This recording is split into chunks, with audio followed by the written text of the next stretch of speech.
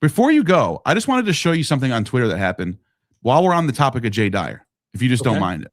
So when I was up, so this happened. Hold on, where is it? I gotta find my. Here we go.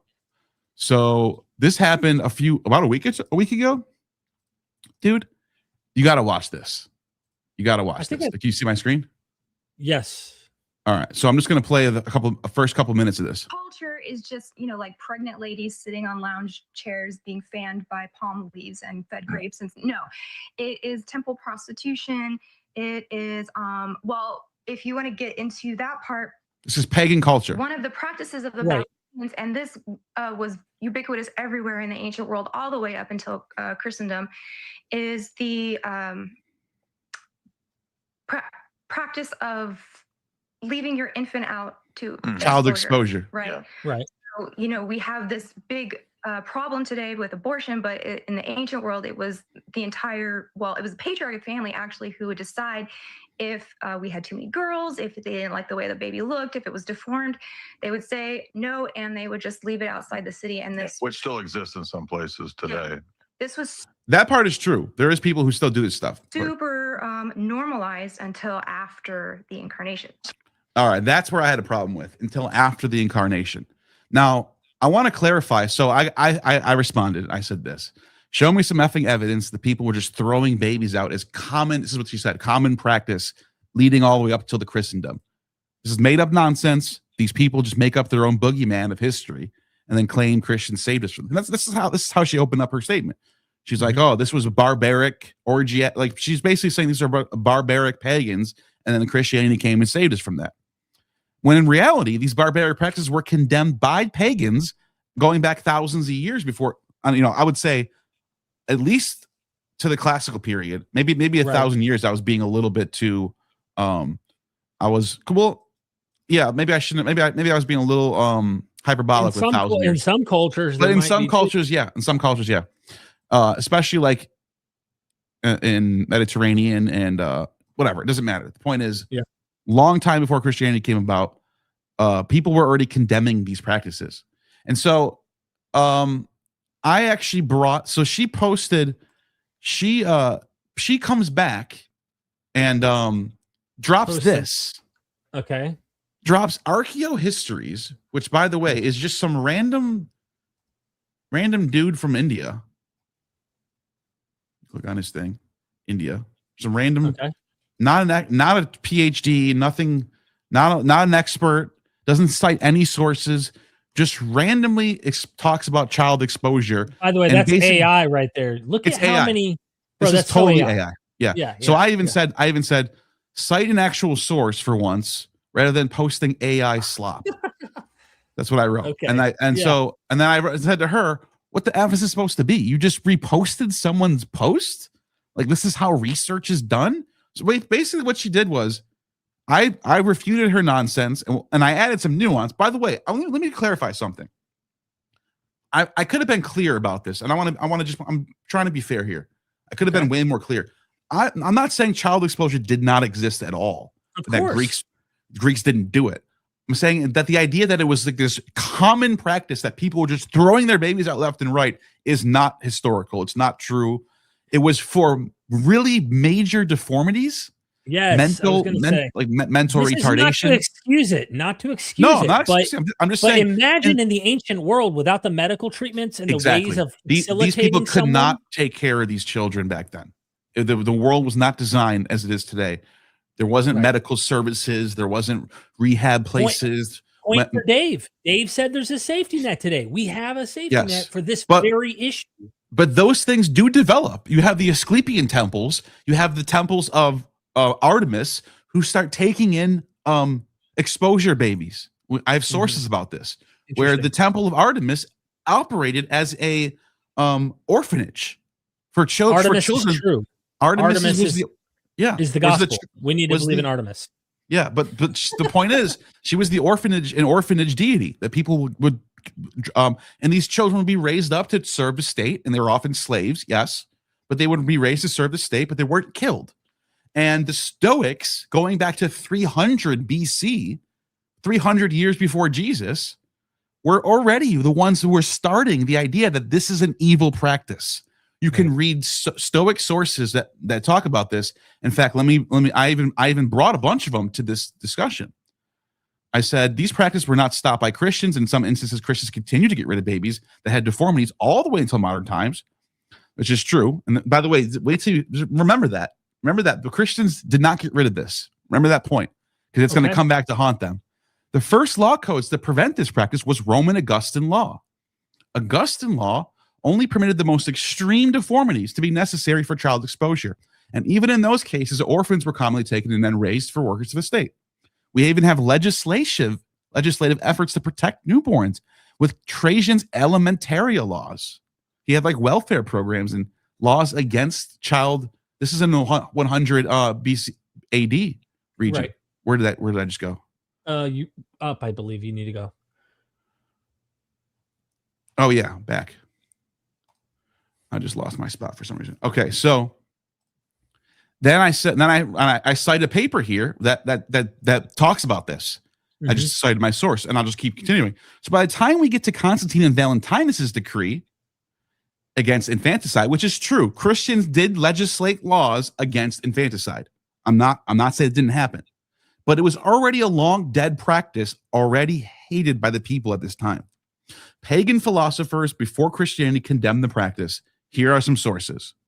Rufus, the Stoican pagan from the early 1st century, says, but what seems to be the most monstrous of all, some who do not even have poverty as an excuse, and in spite of prosperity and even riches, are so inhuman as not to rear later born offspring in order that those earlier born may inherit greater wealth by such a deed of wickedness, planning prosperity for their children. So this is influential elite thinkers that are condemning the practice. Yeah. Does a man hate his own? Notice he's talking about poverty. So like there are people who can't afford to take care of that child. They don't have, medications that prevent them from getting pregnant. They're impregnated for whatever reason. It could have been through willingness, or they were coerced into a sexual situation. That happened a lot in the ancient world. Here they are. They can't take care of the child. Even he's whining at the people saying, you rich people are doing this and you can afford to raise another child. You could do this and you're still doing it. It's like, it reminds me of the modern debate even today. Like, do you do 9-month termination or not? And if why not adopt it? There's all sorts of stuff. Yeah. Yep. You got Seneca the Younger, 1st century. Does a man hate his own limbs when he cuts them off? That is not an act of anger, but lamentable method of healing. We knock mad dogs on the head. We slaughter fierce and savage bulls. We doom scabby sheep to the knife, lest they should infect our flocks. We destroy monstrous births, and we also drown our children if they are born weakly or naturally formed. Separate what is useless from what's sound is not an act, not of anger, but of reason. Dionysius of Halicarnassus, 1st century BCE. Romulus obliged the inhabitants of Rome to bring up all their male children and the firstborn of the females, all of them. This is Romulus's law from the Roman kingdom for the Republic, and forbade them to destroy any children under 3 years of age unless they were maimed or of monstrous from their very birth. By the way, this right here, Dionysius of Halicarnassus, he's citing the law of Romulus. Augustus also cites Romulus for his law codes that exactly say this. Right. That child. So this is probably centuries old. This law might be even centuries for all we know. Yes. And the Romans really believe that you should raise your children unless they are like monstrous. Like they have 2 heads or something. That then you get rid of it. I'm like, again, that's just the way things were. Cicero also has some things that he said about it. I remember a case which occurred when I was in Asia, how a certain woman in Miletus who had accepted a bride from an alternative heirs, procured her own abortion by drugs, was condemned to death, and rightly. See? He says she was rightly condemned to death for doing an abortion. That's of Cicero. It is, you got this Julius Paulus from the Severan dynasty. He's a pagan. He's not even a Stoic. He's not even a Stoic. It is not just the person who smothers a child who is held to kill it, but also the person who abandons it, denies it food, or puts it on show in public places to excite pity when he himself does not have. So I'm just pointing out that the mindset of the Roman pagan, they're already going in this direction. All right. And Christians come out of this, and that's the point. Yeah. Yes. And where did it go? Did she delete it? I think she might. Someone said, Neal, that Seneca quote is pro-infant death. No, it's not. It's not pro-infant death. It's not pro-infant death. It's against infant death. It's talking about, you got to go back and read it. So he goes on and on and on about what Seneca's a Stoic. He's the leader. He's the one who came up with these ideas of why they're wrong. Look it up. You're wrong. You totally understood that wrong. So then she comes back, and I'm trying to find out where. Here it is. She drops a paper where child exposure in the Roman Empire. Now this is funny to me because look at this. I don't think she read this paper, dude. Jay Dyer's wife did not read this paper. So that's Jay Dyer's wife. Jay Dyer's wife responded with the paper. And I said, did you even, by the way, I said once again, because there seems to be a deleted, unless I'm not finding it, there seems to be a deleted other, is this the one right here?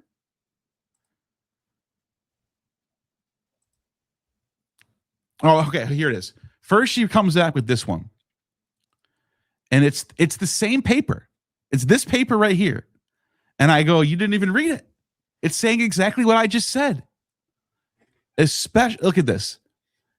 Widely accepted as unavoidable, some, especially the Stoics, disagreed, as did contemporary Judaism, insisting that all infants, or at least all viable and legitimate infants, should be kept alive. Exposure served to limit the size of families, but also the transfer. Disapproval of exposure seems to have slowly gained ground, as I was saying. And this is right here. Also, the transfer of potential labor from freedom to slavery. So there was a slave trade happening with this. It was actually economically better for people to save the child and put him into slavery, which happened a lot. By the way, Constantine, you know what he does to fix all this? He legalizes the sale of infants. Right. He literally says you can look at this comment. Look at right here. Look at the comment I just posted right here on the. Is in a dire situation. But listen, look at this. Then, after the sale of infants was authorized by Constantine, the need for child exposure. So they figured out, look, people are going to get rid of their children. There's nothing we can do. They don't want this to happen. This is not a practice or a tradition that they like. Humans do human shit. Of course. Today, somewhere in my city, someone got murdered. Somewhere in your city, someone got murdered. Does that mean we all love murder and it's part of our tradition? No. These are bad things. However, his way around it was, instead of letting them just do this, why don't we just legalize the sale of it so they can sell their children to the state? We pay them money, and then we can get more slaves that way, which is what happened. It says, it subjugated the legal prohibition, but of course it did not cease. This continued forever, even until modern times. So the nuance was right there this whole entire time. And I just thought it was funny that you're dropping articles that say what I say. Right. And then she comes back a week later, dude. It wasn't even over yet. A week later, she comes back, February 4th. Look, this is January 31st. A week later, she comes back. Child exposure in the Roman Empire with a new article. And guess what it says? The same thing. You highlighted it. I highlighted it for you. Dude. Look, number one, child exposure was only reserved for rare cases, deformities in babies that would not have a good life because of health, mental illness. Yes, Christians later rejected even this level of child. So let me clarify something. Were the pagans more likely to do child exposure than Christians? Yes, that is totally true. The pagans were not. The Christians had a more we need to save every soul attitude. The pagans did not think that way. That is very true. But my point isn't that it didn't happen. My point is that this wasn't some practice tradition that people were just doing left and right. This is a rare thing. People don't want to kill their children. It's just not. This is just like, think about common sense here. This doesn't even make sense. Anyways, child exposure more often than not will result in orphanage rather than death. It is not popular, and disapproval gained traction for centuries. There's literally, in the paper you posted, it says, especially by Stoics, educated Greeks. This was not a regular custom that people just did because they didn't want girls. By the way, there is a primary source. I'll acknowledge this. There is a primary source from, I think, 1st century BC, that there's a letter from somebody writing to someone else that we've uncovered from, I think it's from Egypt. It's in a letter from an Egyptian writing in Greek. And he tells the person he's writing to, if you have a baby and it's a girl, I don't want it. So there is some, but look this is human nature. We're just pointing to human nature. That does not mean because we found a letter that someone wrote that everyone was doing this. You understand what I'm saying? Yeah, of course. The paper also says that there's heavy debates about the nature and frequency of the practice. Some scholars, some who I know, doubt that it was even common as people think. You can see I highlight all this stuff. By no means was always resulting in death. Whilst there is some disapproval, especially the Stoics, infants and all infants or some legitimate infants should be kept alive. Exposure. This is the same paper, by the way. She dropped the same paper twice. A week later. This is literally the same paper. Exposure served the limits. Wait, is this the same exact paper? W.V. Harris. Let's go back. Is it Harris or Harris? I couldn't tell. W.V. Harris. Let's see. Where did it go? Oh, right here.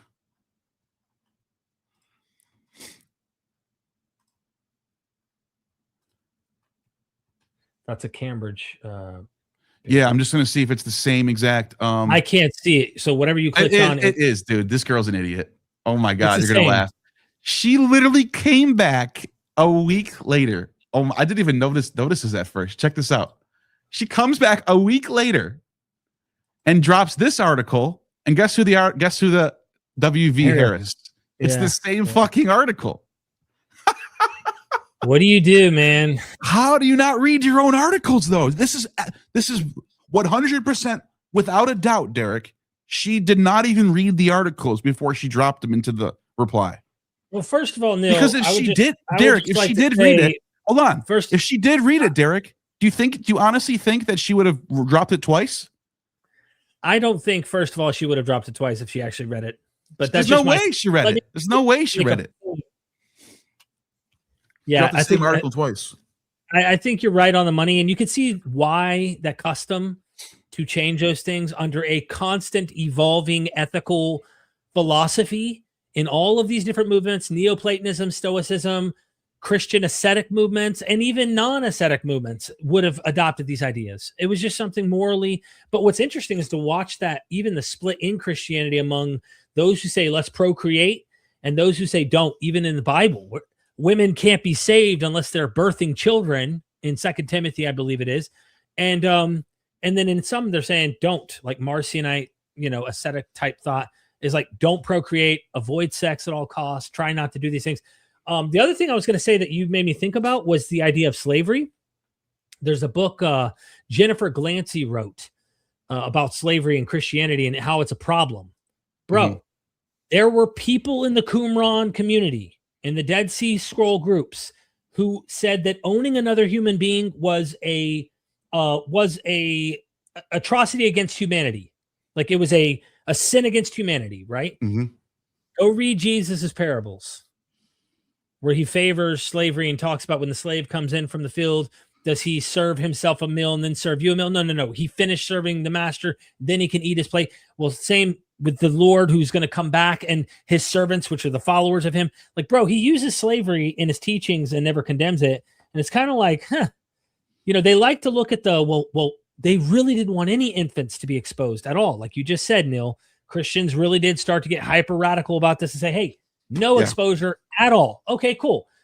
You still find things, though, that the biblical text is backwards on when the Qumran Jewish community is condemning it. So there's all sorts of interesting things you can go into. That's a good point. And you can see how politics trumps theology. Like when the political situation comes about where slavery is needed, they're going to say, screw Qumran from 500 years ago. We need the slaves right now. We need to build stuff. We need the army. We need the military. We need slaves. We're going to do it. And they'll think of politics. It's always politics first and then theology second.